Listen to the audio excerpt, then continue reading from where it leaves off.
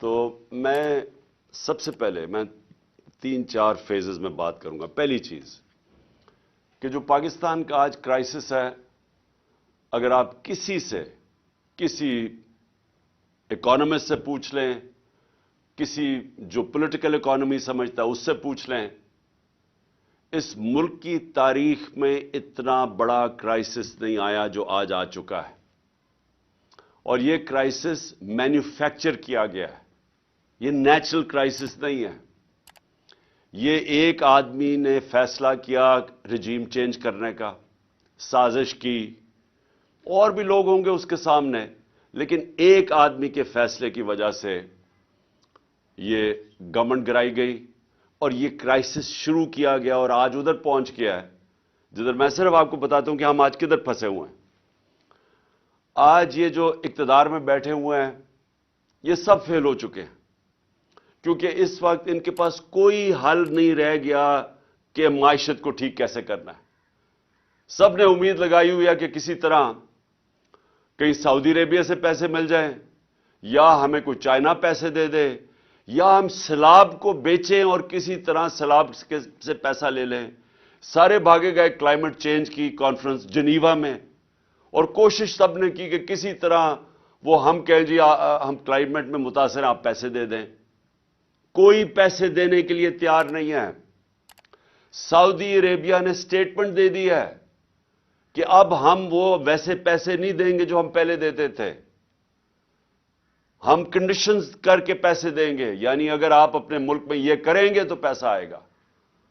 تو سارے جتنے 8 مہینے میں دنیا کے چکر لگا لیے ہیں، کبھی اتنے میں نے 3.5 سال میں اتنے دورے نہیں کیے جتنے شہباز شریف نے یہ 8-9 مہینے میں کر لیے ہیں.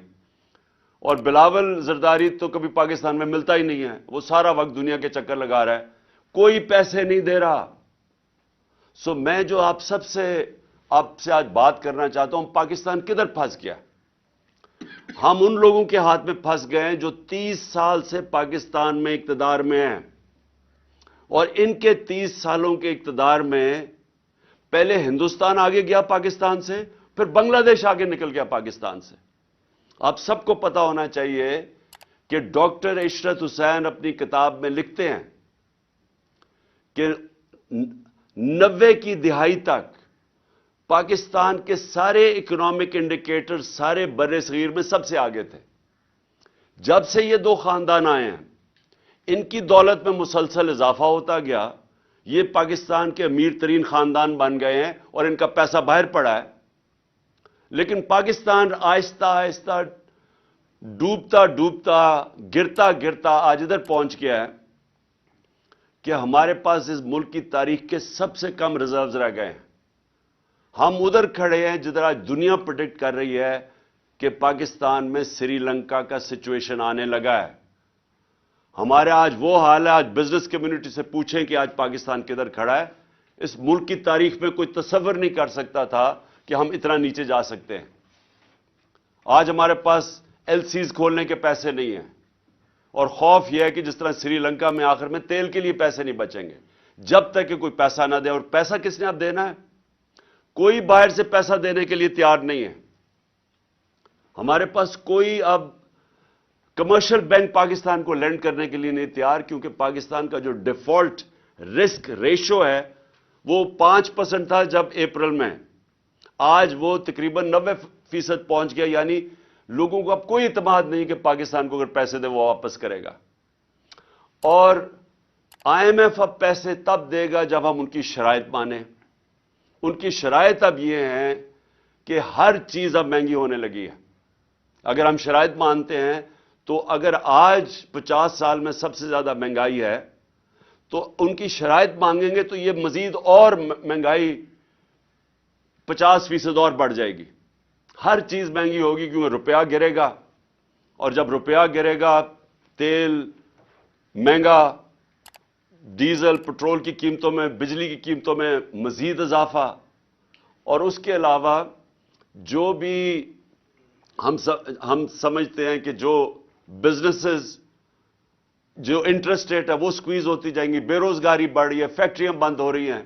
سو اس لیے جدھر آج ہم کھڑے ہیں میں اب آپ سب کے سامنے کہنا چاہتا ہوں کہ صرف ایک طریقہ ہے نکلنے کا، اور باقی چیزیں آپ کئی کر سکتے ہیں، لیکن سب سے پہلے ایک طریقہ ہے، اور اس میں آپ سب کی اس ملک کو اب مدد ہے، اور وہ ہے rule of law. Rule of law کا مطلب یہ ہے کہ ایک ملک کے اندر جو انصاف کا نظام ہے اس کے اوپر لوگوں کو اعتماد ہو، اس ملک میں کمزور اور طاقتور کے لیے ایک ہی قانون ہو، اس کو رول آف لا کہتے ہیں۔ میرے نبی صلی اللہ علیہ وسلم نے مدینہ کی ریاست میں، اور یاد رکھے ہمیں حکم ہے اللہ کا کہ ان کی سنت پہ چلو، ان کی زندگی سے سیکھو۔ کیوں اللہ نے حکم کیا تھا؟ کہ ان سے بڑا کوئی کامیاب انسان آیا ہی نہیں ہے، اس دنیا میں نہ آ سکتا ہے۔ اور انہوں نے جو ریاست قائم کی تھی، یہ یاد رکھیں کہ وہ جو ریاست قائم کی تھی وہ اس میں 627 میں جنگ خندق تھی، جدھر مسلمان بال بال امہ بچی، اور اس کے 10 سال کے بعد دو سپر پاورز رومن ایمپائر اور پرشین ایمپائر ان کے سامنے گھٹنے ٹیک گیا 10 سال کے بعد۔ یہ تاریخ کی فیکٹ بتا رہا ہوں۔ تو انہوں نے ایک چینج کیا تھا، ایک ان لوگوں کی جن کی حیثیت نہیں تھی ان کو ورلڈ لیڈرز بنا دیا تھا، دنیا کی امامت کی تھی، اور یہ تاریخ میں ہے۔ سب سے عظیم سیویلائزیشن بنا تھا، ہر سائنسز میں انہوں نے لیڈ کیا تھا۔ تو انہوں نے جو سب سے پہلے مدینہ کی ریاست میں چیز قائم کی تھی، رول آف لا، انصاف قائم کیا تھا، عدل اور انصاف، کہ میری بیٹی بھی اگر چوری کرے تو اس کو سزا ملے گی۔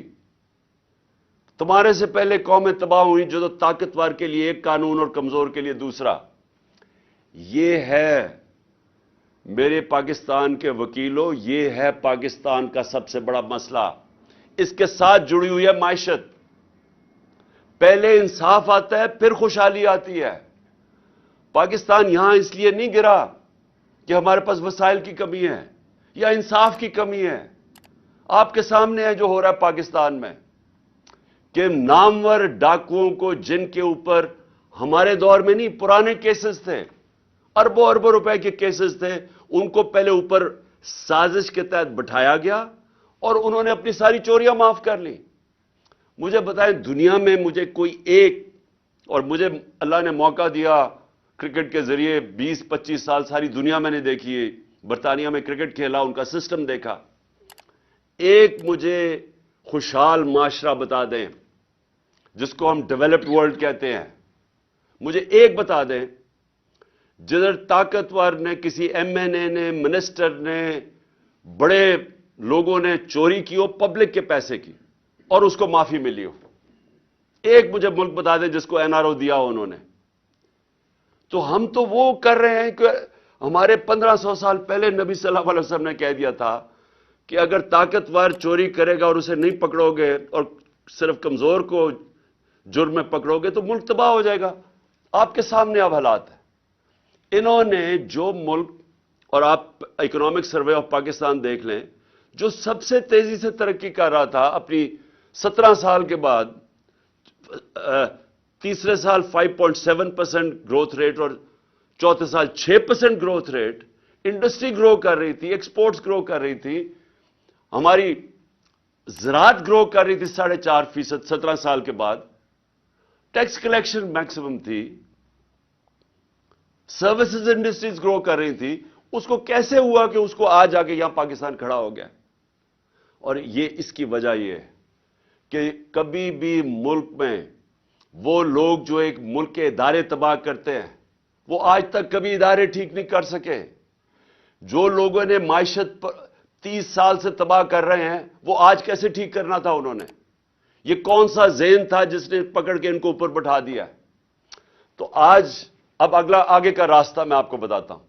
آگے کا راستہ بھی آپ کے ہاتھ میں ہے۔ یہ سٹرگل ہے پاکستان کی رول آف لا، طاقتور کو قانون کے نیچے لے کے آنا، کسی کو این آر او نہ دینا۔ جب تک لوگوں کو ہمارے انصاف کے نظام کے اوپر اعتماد نہیں ہوگا، خوشحالی نہیں آنے لگی، اس سے نہیں نکلنے لگے۔ اور میں آج آپ کو کہوں، کیونکہ میں سب سے بہتر بیرون ملک پاکستانی کو جانتا ہوں، سب سے زیادہ انہوں نے میری مدد کرکٹ کے زمانے سے ان کو جانتا ہوں۔ اس کے بعد جب शौकत खान अब बनाए तो उन्होंने सबसे ज्यादा मदद की, नमल यूनिवर्सिटी तो उन्होंने मदद की, अभी सैलाब के लिए पैसे इकट्ठे किए तो आधा पैसा उधर से आया, आधा इसलिए नहीं आ सका क्योंकि सिस्टम नहीं था हमारे पास वो पैसे रिपैट्रिएट करने का, नहीं तो इससे भी ज्यादा आना था। और आज सबसे जो हमारे जमाने में जो चीज, एक तो एक्सपोर्ट्स हमने बढ़ाई, दूसरी रेमिटेंसेस। हमारे जमाने में रिकॉर्ड रेमिटेंसेस आई हैं। जब हम 2018 में आए थे तो 19 अरब डॉलर रेमिटेंसेस थी। हम जब गए हैं 3.5 साल के बाद तो 21 अरब डॉलर की रेमिटेंसेस थी और बढ़ रही थी। तो ये जो आपका असासा, ये याद रखें, अब कोई इस मुल्क को नहीं निकालेगा इस दलदल में से स्वाय बैरून मुल्क पाकिस्तानी।